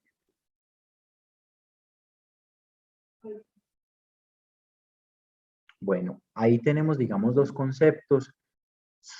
Digamos, de alguna forma es un tema muy financiero y más digamos, traerles toda la teoría al respecto, lo que yo pretendo es que entendamos que siempre vamos a tener dos oportunidades financieras, que siempre vamos a tener la opción A o la opción B. Y dependiendo de cada una de ellas, debemos de aprender a tomar decisiones financieras basadas en números, basadas en mercado, basadas en comportamiento, para saber cuál es el mejor momento de una inversión versus otra inversión. Cuéntame, Paola. Tenemos una nueva inquietud. ¿Y cómo se incluye la valorización del inmueble en el ejemplo de la inversión para rentar? Lo que pasa es que cuando estamos hablando de flujos de caja, yo no puedo agregar la valorización del inmueble porque recuerden que en los flujos de caja estoy hablando de lo que le entra a la caja. La valorización del inmueble es el valor futuro del inmueble en el caso de venta, ¿cierto? Como es un valor futuro, es una opción que se puede dar, no lo puedo poner en un comparativo de flujos de caja. Porque en el flujo de caja lo que yo debo colocar es cuánta caja ese proyecto me va a generar. No puedo colocar cuál es la valorización futura en el caso de venta, que es un tema completamente distinto. Ahí lo que yo puedo determinar cuando tenga la valorización del proyecto es cuál rentable es mi activo en el mercado, ¿cierto? Pero no desde los flujos de caja, porque independientemente de que la casa la compré en 400 y hoy vale 500, en este momento no la estoy vendiendo. En este momento no me está generando flujo de caja. Me está generando es crecimiento de mis activos, crecimiento de mi inversión, ¿cierto? Pero no es un valor tangible. Cuando hablamos de flujos de caja, es la generación de dinero constante en el tiempo. Tenemos una pregunta del doctor Jaime Giraldo Arango. Entonces, ¿qué es mejor, un CDT a un año o comprar vivienda? Lo que pasa es que es dependiendo de lo que voy a hacer con el curso. Por ejemplo, si yo voy a comprar una vivienda con el objetivo de venderla a un año para que ese valor se me, digamos, incremente y esa valorización sea mi ganancia, es una muy buena opción. Lo que pasa es que recuerden lo que hablábamos ahorita, los riesgos de inversión. Si yo tomo la decisión de comprar una vivienda en un sector muy cotizado, en un sector que yo sé que es de alta valorización, y al cabo de ese año la vendo mucho más alta, realmente tomé una decisión que me permitió de alguna forma tener ese rendimiento tangible en el periodo 12. Pero es que en el periodo 12 puede pasar que las condiciones sean desfavorables de venta, que no pueda vender rápidamente, que el sector se hubiese desvalorizado, que en el plan de ordenamiento territorial digamos, de ese barrio se hubiesen hecho cambios y que ya permita un uso mixto, sea industrial, comercial, habitacional. Digamos que hay muchos factores que pueden alterar la inversión y al cabo de los 12 meses yo no pueda vender esa propiedad a ese valor que pido o que me demore en venderla. Entonces esa inversión no va a tener la misma rentabilidad. Mientras que en el título valor, pues si yo pacto una tasa fija, sabría cuál es el valor de inicio. Entonces no puedo decir que una es mejor que la otra. Todo dependerá del momento en el que yo haga la inversión, del tipo de inversión, de la forma en la que yo la haga. Por ejemplo, suele ser muy rentable comprar sobre planos porque la curva de valorización de la propiedad es muy fuerte en el periodo de construcción, ¿cierto? Entonces es un momento oportuno para vender, pues también puede ser una muy buena decisión. Como puede ser una muy buena decisión invertir un capital en un título en el momento, por ejemplo, en que las tasas estén altas y yo pacte un plazo largo.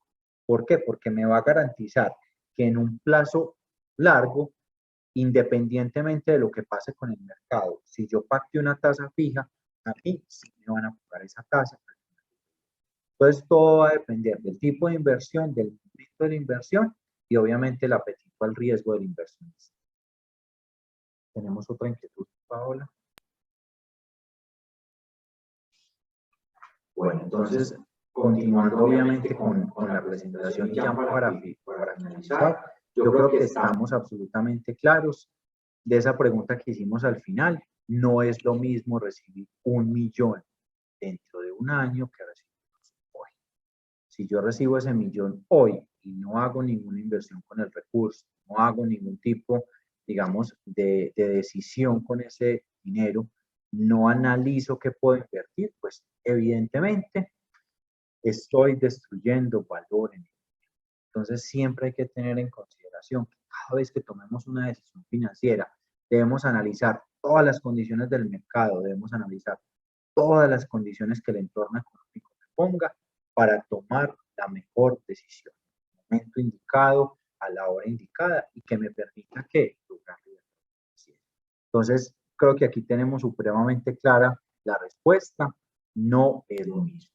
Recibimos la misma cantidad de dinero, pero no tenemos el mismo poder adquisitivo.